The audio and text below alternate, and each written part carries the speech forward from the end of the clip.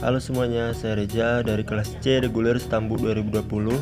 Di video kali ini saya akan membuat tentang sumber penelitian sejarah dengan judul yang saya bawakan, Sejarah Perkembangan Islam di Asahan di bawah Kesultanan Asahan di tahun 1933 sampai 1988. Nah, jadi penelitian itu sendiri adalah usaha untuk menemukan, mengungkap, menginvestigasi, dan menganalisis suatu fenomena atau kejadian dengan prosedur ilmiah.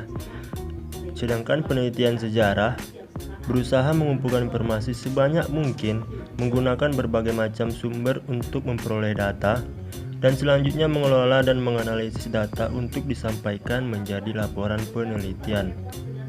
Menurut Louis Gottschalk, metode yang digunakan dalam melakukan penelitian sejarah adalah yang pertama heuristik, yang berarti mengumpulkan berbagai data dari berbagai sumber sejarah. Yang kedua kritik dan juga verifikasi, yang berarti melakukan pemeriksaan keaslian sumber sejarah. Yang ketiga interpretasi, yaitu menafsirkan dan memahami makna keterkaitan dari sumber-sumber sejarah yang telah diverifikasi. Sedangkan yang keempat historiografi, yaitu tulisan atau hasil penelitian dan laporan sejarah.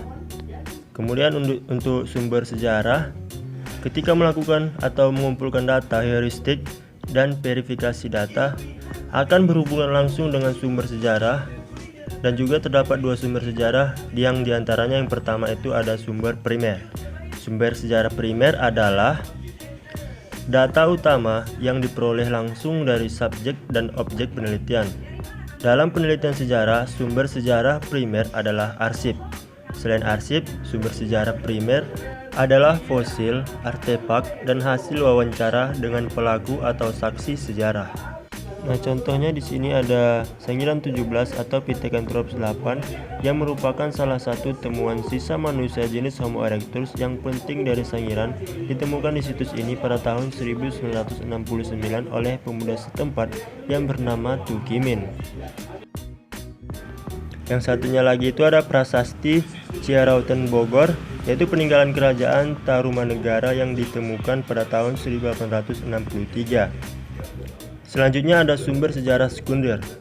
Sumber sejarah sekunder itu adalah data pendukung yang ditulis atau dibuat setelah kejadian selesai. Contoh dari sumber sekunder adalah hasil penelitian sejarawan, laporan penelitian relevan, biografi, surat menyurat, dan surat kabar yang tidak sejaman dengan peristiwa, serta masih banyak lagi. Contohnya ini ada sejarah kerajaan-kerajaan besar di Nusantara, dan juga ada koran, dan juga ada di sini biografi Soekarno. Di sini juga ada bentuk-bentuk sumber sejarah. Yang pertama itu bagannya ada sumber tertulis, sumber benda, dan sumber lisan. Kemudian untuk sumber tertulis itu ada prasasti, babat, dan hikayat. Kemudian sumber benda itu ada foto atau video maupun bangunan. Untuk sumber lisan itu ada petuah dan juga cerita-cerita rakyat.